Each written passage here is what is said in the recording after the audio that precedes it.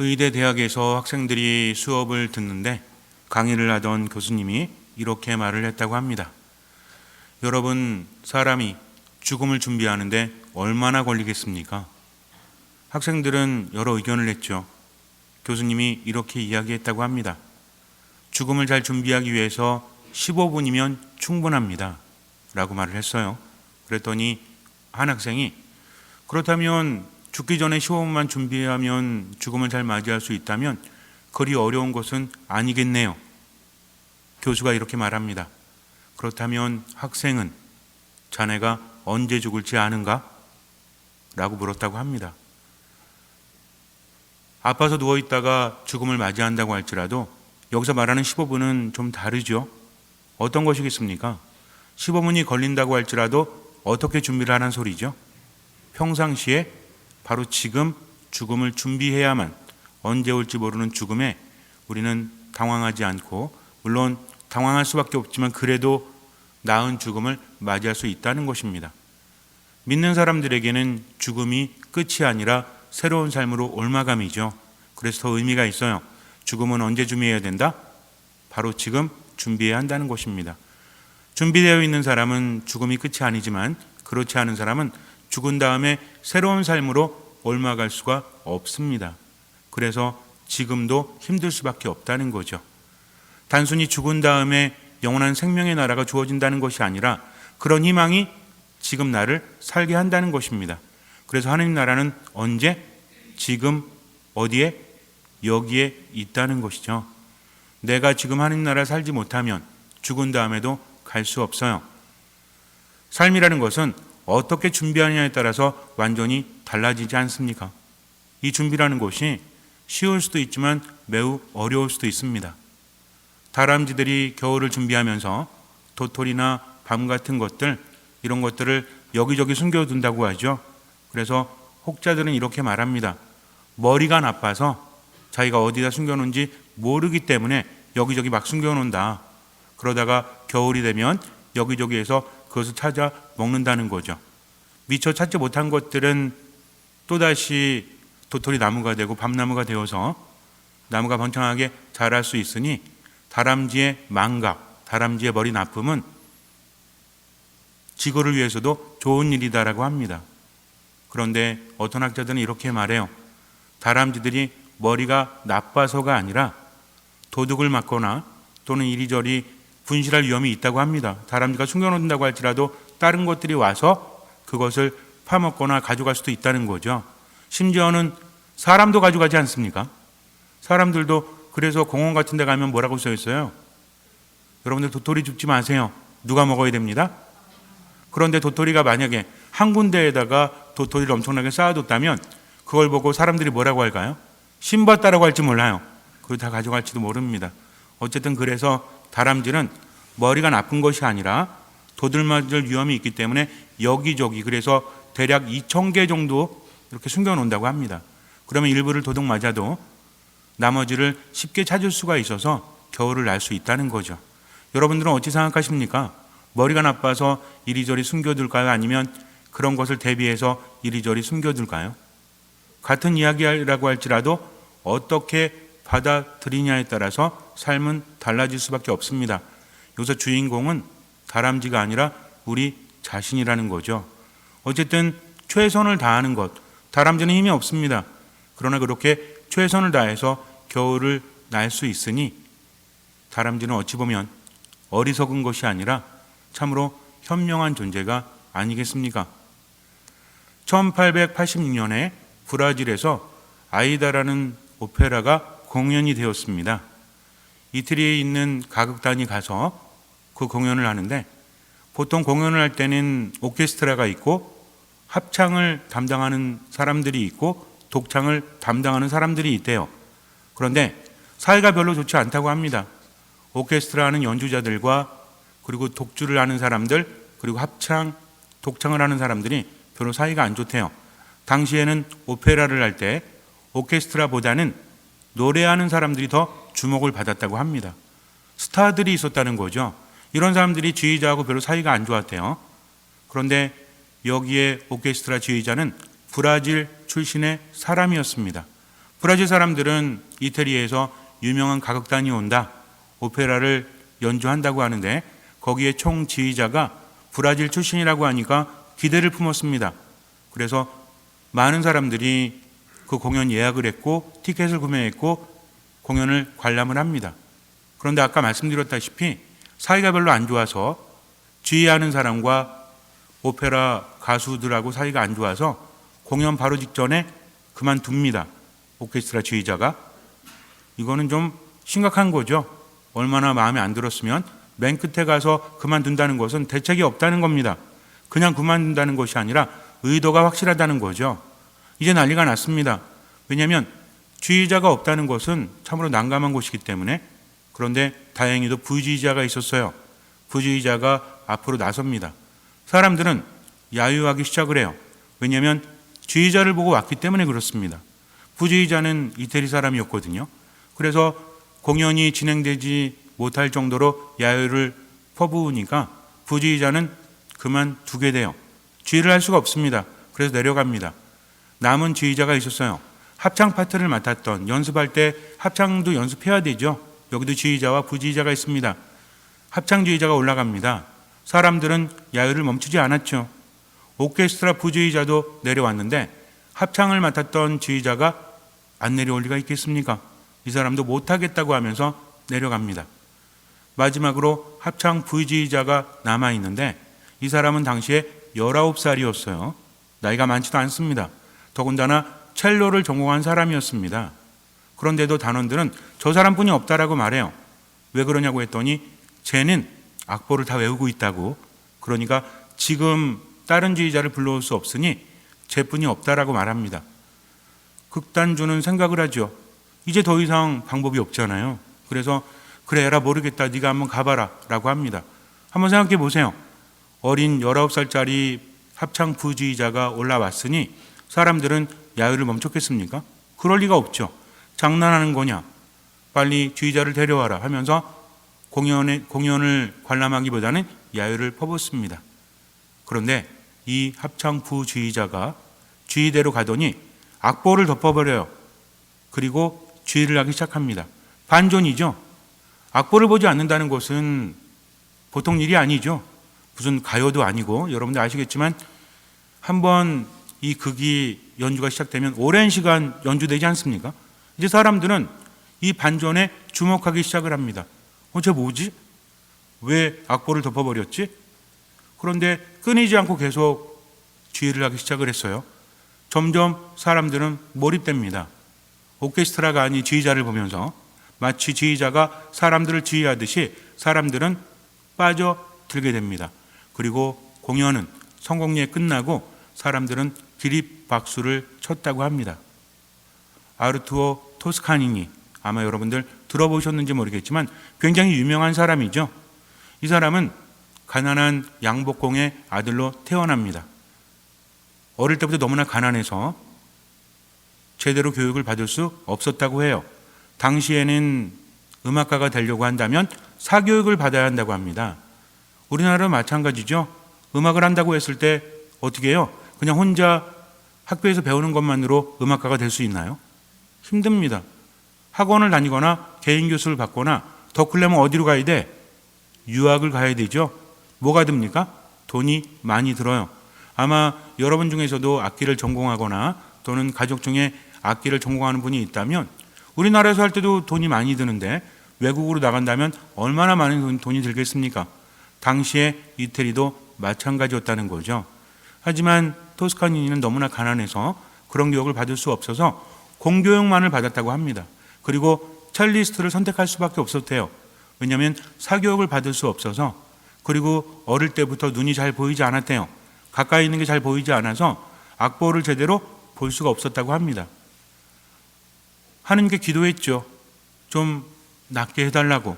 내가 열심히 연주를 하고 싶은데 지금 집도 가난하고 부모의 사랑도 제대로 받지 못하고 그리고 제대로 음악도 배울 수 없는데 눈까지 잘 안 보이면 어떻게 해야 됩니까? 라고 원망을 안 했을까요? 분명히 했을 것입니다. 그러나 토스카니니는 그렇게 원망만 한 것이 아니라 최대한 열심히 합니다. 안 보이니까 외워버렸다는 거죠. 악보를 통째로 외운다는 것은 쉬운 것이 아니에요. 모든 파트를 다 외워야 한다는 겁니다. 그래야만 제대로 오케스트라 안에서 연주를 할 수 있기 때문에. 그렇게 살아왔던 인생이 어떻게 바뀌었어요? 만약에 토스카니니에게 어느 정도의 돈이 있었고 어느 정도의 건강, 물론 눈이 잘 보였거나 이랬다면 더 좋았을지 모르겠지만 이런 기회는 오지 않았다는 거죠. 아르투로 토스카니니가 그 열악한 상황에서도 그저 최선을 다할 수 있었던 것은 그것이 최선이기 때문에 그래요. 딴 걸 할 수 없었기 때문입니다. 그래서 결국에는 그렇게 말도 안 되는 상황에서 지휘자로 데뷔했고 그 다음에 엄청난 지휘자가 됩니다. 지휘의 판도를 바꾸는 사람으로 지금도 많은 존경을 받고 있죠. 저는 여러분에게 이런 기회가 누구에게나 온다라는 말을 하는 것이 아닙니다. 토스카니니도 그 기회가 올지 몰랐다는 거죠. 마치 다람쥐와 같지 않습니까? 그저 할 수 있는 만큼 최선을 다하는 것. 삶을 살아가다 보면 뭔가 불평할 때가 있죠. 뭔가 안 돼서 절망적으로 포기할 때가 분명히 있습니다. 그러나 중요한 것은 내 마음에 새로운 바람이 불 때 일어날 수 있어야 한다는 겁니다. 원망하지 말라는 것이 아닙니다. 원망하고 싶어서 하는 거 아니니까. 불평하지 말라는 것도 아닙니다. 불평을 하고 싶지 않아도 삶이 너무 힘들면 불평이 나올 수밖에 없죠. 포기하고 싶을 때도 분명히 있습니다. 그러나 중요한 것은 포기하다가도 불평하다가도 새로운 바람이 불면 일어날 수 있어야 한다는 겁니다. 인간의 삶은 쉬운 게 아니에요. 마음먹기에 따라서 잘 변하지도 않습니다. 하느님의 말씀을 듣고 희망을 가지고 지금은 살아가려고 하지만 무너질 수밖에 없어요. 그러나 새로운 바람이 불 때 일어날 수 있다면 그 무너짐도 하나의 과정이라는 거죠. 하느님은 나보다 더 잘 아십니다. 내 마음이 무너질 때 무조건 일어나라고 하지 않으세요. 하느님은 어떻게 하시죠? 가장 중요한 게 있다고 했죠. 하느님은 우리를 너무나 사랑하셔서 무엇을 원하십니까? 하느님께서 원하시는 것은 한 가지입니다. 우리와 함께 사시는 거죠.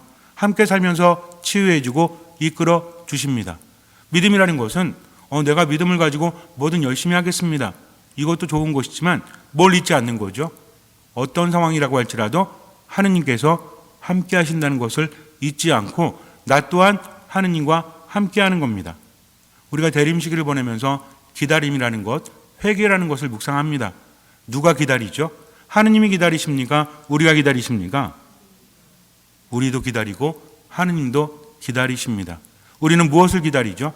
하느님께서 나에게 은총을 주시기를, 하느님께서 나에게 기회를 주시기를. 근데 하느님께서는 뭘 기다리십니까? 내가 하느님께 돌아가기를. 아니, 하느님과 우리와 함께 사는데 뭘 돌아갑니까? 이것은 다르다는 거죠. 우리가 함께 있어도 어때요? 함께 있어도 마음이 통하지 않으면 어떻습니까? 동상이몽이라는 말이 있죠. 같은 침대에 있어도 서로 다른 꿈을 꾼다고 합니다. 함께 있다라고 해서 일치하는 것은 아니라는 거죠. 하느님도 기다리시고 우리도 기다린다면 무엇을 기다리냐? 하느님은 당신 안에 머물기를, 듣는 마음으로 지금을 살아가기를. 하느님께서 바라시는 것은 한 가지입니다. 우리가 참된 삶을 살기를 바라세요. 그래서 우리에게 요구하십니다. 기적이 일어나기 위해서는 뭐가 있어야 되기 때문에? 믿음이 있어야 되기 때문에 믿음은 요구될 수밖에 없습니다. 때로는 너무나 힘든 것이 믿음이에요. 근데 이런 믿음이 다른 사람만을 위한 것이 아니라 내 안에서도 분명히 믿음을 가질 수 있다는 것입니다. 무슨 얘기냐면 아무리 생각을 해도 인간적인 비전이 없을 때 하느님께서는 살기를 바라십니다.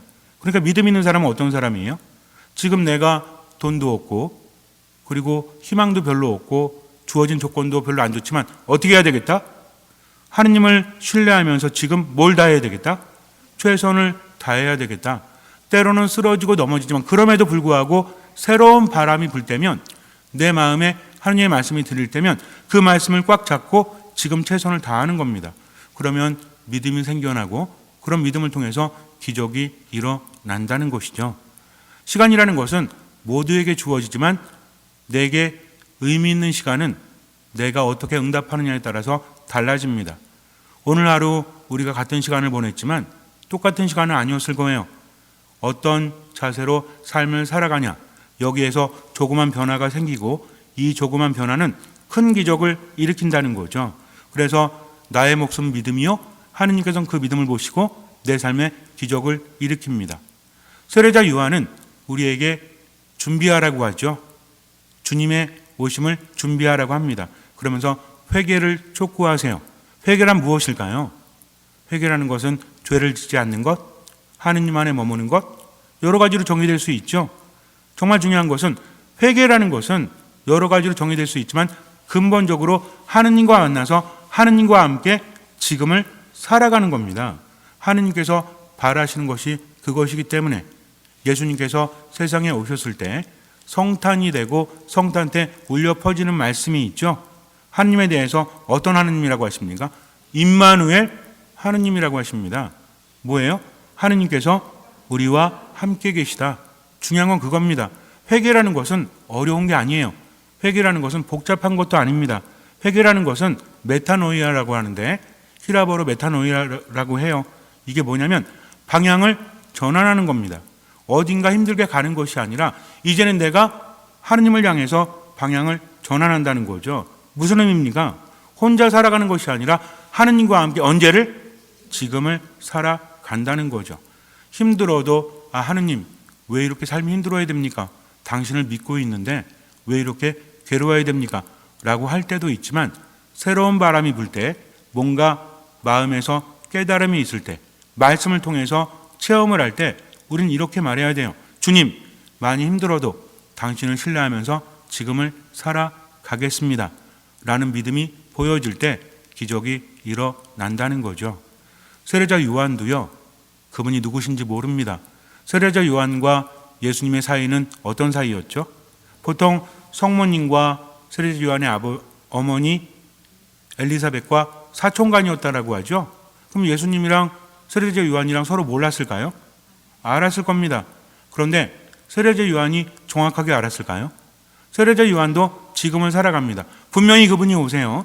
그분은 대단하십니다. 내가 대단하다라고 하지만 나는 그분의 길을 준비할 뿐입니다. 그런데 예수님인 줄은 어느 정도 알았겠죠? 왜 몰랐겠습니까? 분명히 감이 있었을 거예요. 그런데 헷갈리기 시작을 합니다. 왜냐하면 세례자 요한이 생각하는 메시아는 어떤 분이죠? 손에 키를 드신 분, 그래서 마지막 심판을 하시는 분. 그러니까 지금 내가 마지막을 준비하면서 어떤 삶을 살아갑니까? 예언자적인 삶을 살아가죠. 예언자적인 삶은 뭐예요? 이제 그분의 날이 오시니까 준비해라. 그렇지 않으면 살 수 없다고 하면서 스스로가 어떻게 살아갔죠? 뭘 입었어요? 낙타 털옷을 입죠? 뭘 먹습니까? 메뚜기와 들꿀을 먹어요. 이게 맛있어서 먹는 게 아닙니다. 이것은 종말적인 삶을 의미하기 때문에 그래요. 그래서 사람들에게 회개를 촉구했죠. 예수님께서 세상에 오시는데 근데 가만히 보니까 내가 생각하는 모습과 다릅니다. 왜? 그분은 죄인들과 어울려요. 함께 술도 먹고 음식도 먹고 하면서 그렇게 살아가십니다. 분명히 저분이 맞는데 이게 헷갈립니다. 그래서 뭐라고 하죠? 제자들을 보내서 묻죠. 오시기로 되어 있는 분이 맞으십니까? 아니면 우리가 다른 분을 기다려야 됩니까? 헷갈린다는 겁니다. 우리가 볼 때는 세례자 요한이 아주 당당하고 거침없기 때문에 고민이 없었을 것이다. 그렇지 않아요. 하느님을 따르는 이들에게 그분을 신뢰한다는 것은 아주 쉬운 일은 아니에요. 그러나 삶을 통해서 그분을 신뢰해야 함을 그분께서 알려주신다는 거죠. 내가 의심이 있고 뭔가 확신이 없는데 그냥 묻어놓고 살아가라 아닙니다. 예수님께서는 그에게 확답을 주십니다. 세례자 요한은 그것을 받아들여요. 그게 뭐라고 하죠? 보라, 하느님의 어린 양이 저기 오신다라고 합니다. 이제는 그분을 따른다는 거죠. 지금을 살아간다는 것입니다. 우리가 믿음이 있다라고 해서 온전히 완전한 거 아닙니다. 지금 믿고 산다고 할지라도 좀 지난 다음에 보면 뭔가 부족함이 있어요. 그럼에도 불구하고 하느님께서 채워주신다는 거죠. 내가 하는 것이 전부가 아닙니다. 중요한 것은 그분이 우리에게 알려주신 대로 지금을 살아가는 것이 무엇이다? 이것이 믿음이라는 거죠. 그러면서 내가 할 수 있는 만큼 최선을 다할 때 나머지는 주님께서 채워주십니다. 우리들의 삶이 힘들고 괴로워도 믿음이 있다면 뭘 다하는 사람? 최선을 다하는 사람. 그리고 언제를 살아가는 사람? 지금을 누구와 함께? 하느님과 함께. 하나님의 뜻대로 산다고 해서 너무 무겁게 생각하지 마세요. 우리가 넘어질 것을 그분은 잘 아십니다. 부모님이 아이를 키울 때 처음부터 아이고 나를 닮은 아이, 이쁜 아이, 처음부터 자 이제 100m를 10초 안에 뛰어야 돼 라고 말합니까? 아이가 한 걸음 한 걸음 아장아장 걸을 때 딱 넘어지죠? 그 엄마가 뭐라 그래? 아니 아빠 닮아가지고 제대로 못 걷네. 그래요? 아빠는 엄마 닮아가지고 멍청하네. 그래요? 넘어지면 어떻게 합니까?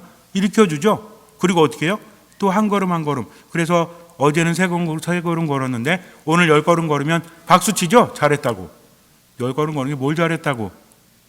아이라는 것을 알기 때문입니다. 여러분들 하느님이 나보다 나를 더 잘 아신다는 것이 얼마나 기가 막힌 건지 아십니까?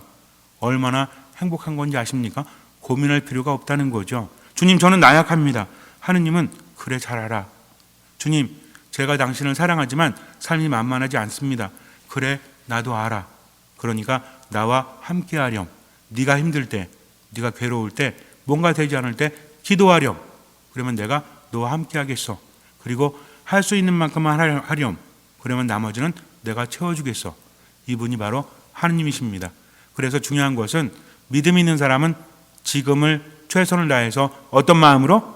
듣는 마음으로 함께 살아갈 때 하느님께서 이끌어 주십니다. 잠시 눈을 감으세요. 삶이 힘들고 정말 괴롭고 때로는 포기하고 싶어도 괜찮아요. 그러나 새로운 바람이 붑니다. 하느님은 나와 함께 하시는 분이십니다. 나를 나보다 더 잘 아시는 분이십니다. 그러니 모든 것을 맡기고 지금을 살아가세요. 단번에 되지 않습니다. 아이가 걸음마를 배우고 그 다음에 뛰고 그렇게 하듯이 우리도 마찬가지예요. 믿음은 자라나는 겁니다. 지금 최선을 다하면 내일의 삶은 달라질 수밖에 없어요. 그러니 하느님을 믿고 듣는 마음으로 지금 이 순간 하느님께서 무엇을 원하실까? 라는 마음으로 살아가세요. 그리고 하느님의 말씀이 마음을 통해서 들리면 최선을 다해서 그렇게 살아가십시오. 나머진 주님께 맡기십시오. 주님께서는 그 믿음을 보시고 우리 삶에 놀라운 기적을 일으켜 주실 것입니다. 아멘.